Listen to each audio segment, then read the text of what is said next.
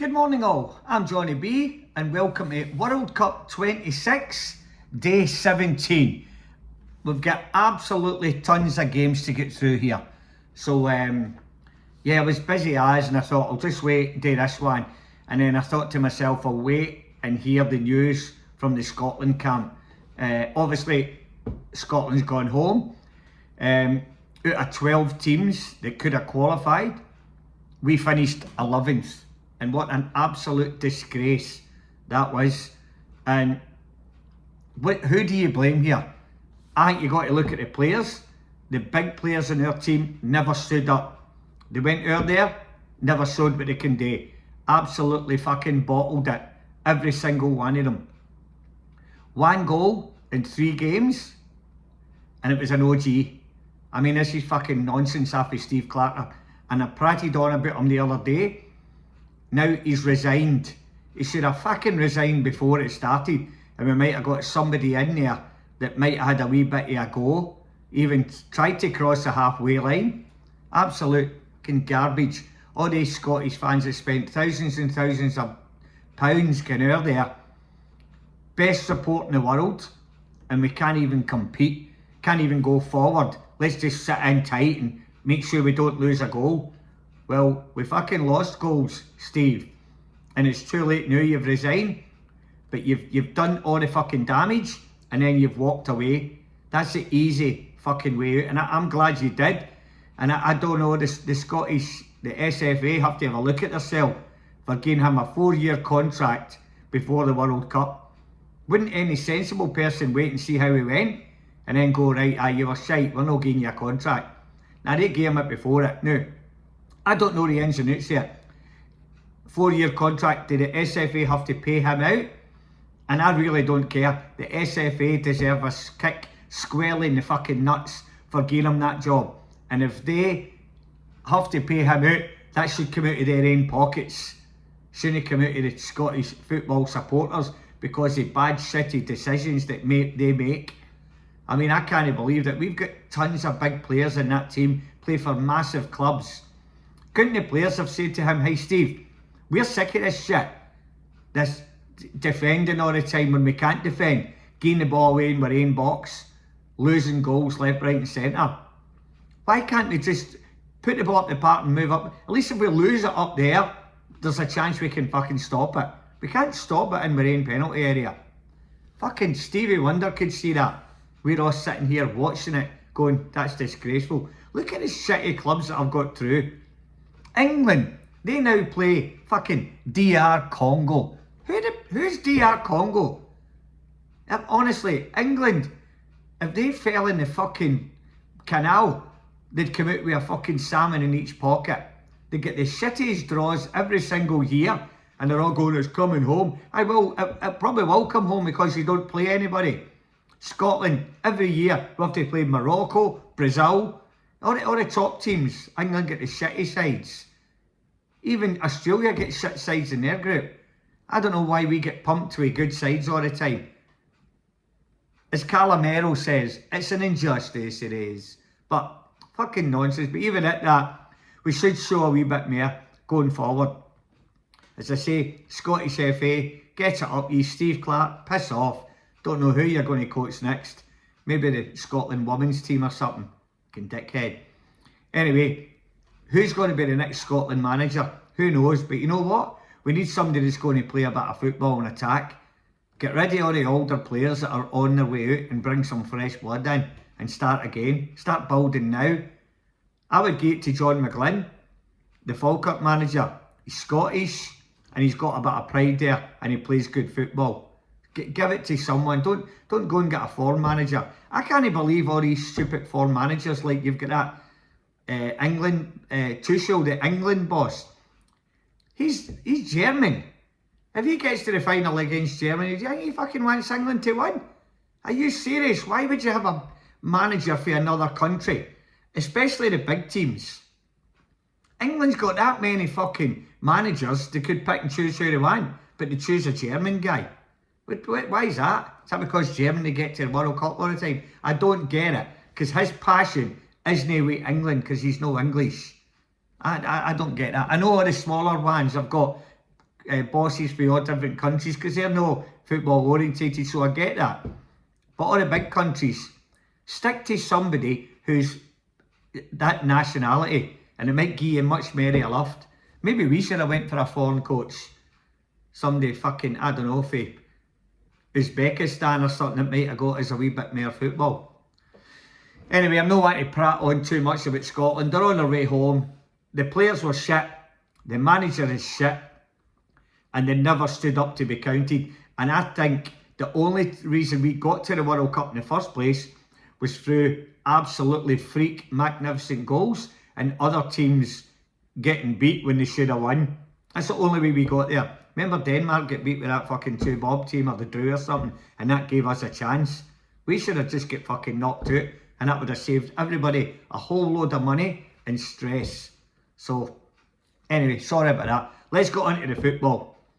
First, I'm just going to rattle through these quickly, right? Just going to rattle through them. So, Senegal and Iraq was 5-0. Did you expect that? No, but there was some good goals for that Senegal and Iraq game. So good on them, well done. Really good 5-0 victory. Next game was, we'll go France and Norway. Well, Norway rested Haaland and France had their big players playing, so that was always only going to go one way. But Norway's keeping their players for the next round, which I get. I'm not going to get into details, but a really good one for France. Cape Verde, Saudi Arabia, 0-0. I thought that one would be a draw. So, yeah, 0-0 on that one. Next game was Uruguay and Spain. I thought Spain would win by the odd goal, and it did, 1-0.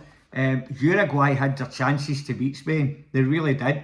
Chance after chance. The Spanish rode the luck and then scored. So, anyway, they'll still be stronger as the tournament goes on. Egypt and Iran was a really good ending to that game, and a draw was a fair result. New Zealand 1, Belgium 4. So that young guy that Celtic want to sign, Eli, just scored again. So he's going all right. His price is going to come up now if Celtic want to sign him. But anyway, who cares? He's got money in the bank. Go and sign the boy if he's good enough. And Belgium 4. So Belgium's starting to hit their straps now as well.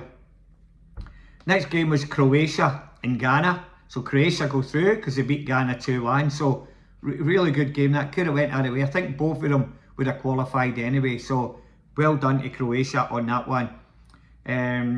Panama get beat with some 2-bob team from England, I think. Some English team that, oh aye, that's right. Because who have they played so far? Yeah, that's right. They haven't played anybody. Absolutely shit draw. And the next round again, they get that DR Congo, which is fucking absolute nonsense. Honestly, seriously, I don't know how they get away with it. It's nonsense. But they're going to get into the round of 16. And they haven't kicked a ball yet. They haven't played anybody yet. Nonsense. We can't get that kind of draw. It's just shit. Colombia, Portugal. Christ. 0-0. You never expected that. But again, Colombia had the best chances. I thought they were very, very unlucky. Portugal were... Nah, they weren't great, were they? If they play like that, they're going to go out. So, I'll go through all the other games once they come up. But this is just getting through all these games just now. But anyway, Portugal into the next round. Colombia was really, really unlucky, but they're through as well. So, well done to them. DR Congo 3, Uzbekistan 1. That was close right up to the end, but that DR Congo, they're alright going forward that, but England will pump them. I think that's going to be a one-horse race, that one. So, nonsense again. They've just scraped through. I don't know how they're going to do it. They don't get anybody, but DR Congo, I wouldn't mind playing them. You know, anyway, we're not there. Another game, so Algeria and Austria. What a game that was.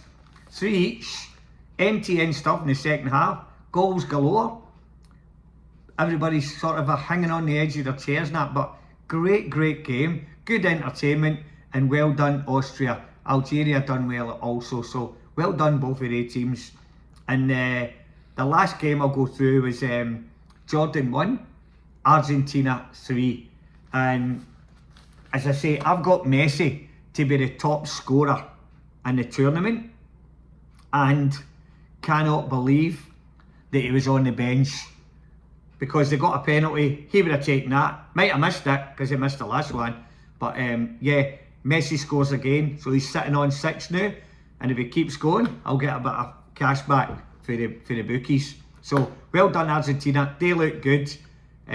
Jordan, that's a pity for them, but they haven't won a game, so unlucky to them. But great games of football. So that was like 10 games I went through in 10 minutes. That's a game a minute, that's not too bad. Now, let me see on the next round, so you can see my chart behind me, can't you? I'm going to turn my back for a second. You can see the chart behind me. So, we've got all the games I've put up, so I'm going to go through them as they come along. But right now, I just wanted to get all the games out of the way and see where we go with them. So, can't wait for the round of 32. So as I say, everyone needs to play well. I reckon there'll be a few draws in this, and a lot of them will go into extra time and penalties, and that catches up with you as the tournament goes on.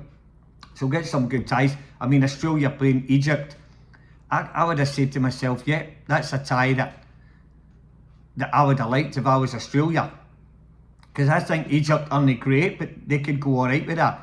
And also you look at Brazil and Japan, I think that's going to be a great game, because the Japanese are fit as a fiddle. And we all know what Brazil can do on their day.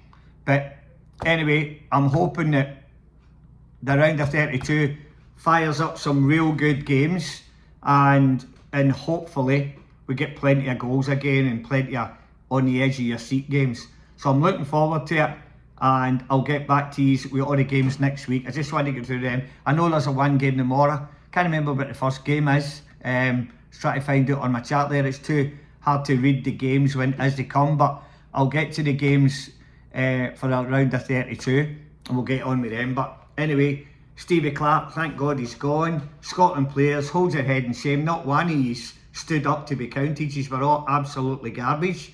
Every 4 years you have that chance and you never fucking kicked a ball. Nonsense. Anyway, enjoy the next couple of days. I'll get back to you after a couple of games, and remember, go Australia.